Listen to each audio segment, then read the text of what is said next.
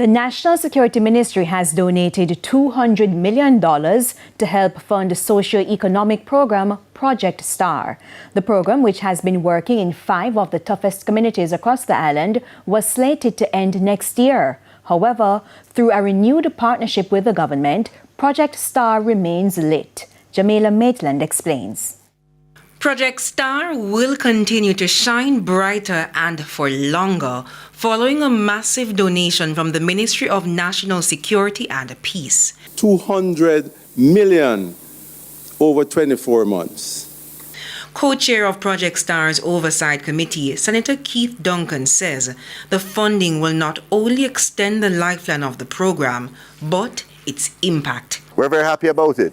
But it is building on what they have done in the past, and it will allow us to scale and to grow and to deepen our presence in communities. There is greater confidence now, so we can continue to build STAR. STAR was originally slated for 5 years. We're going to go beyond 5 years as a result of the confidence that has been built due to performance, due to measurement of performance, and the real sustainable change that is occurring in the communities. Born out of the need to transform some of the toughest communities across the island, Project STAR began working in Parade and Rose Gardens.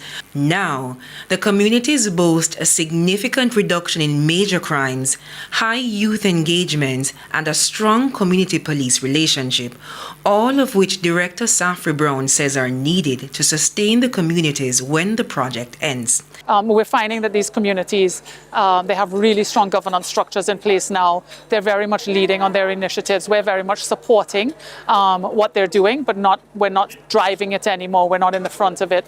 We have really good outcomes in terms of entrepreneurship, economic development. And so, and again, the crime numbers are very low. And again, that has to hold.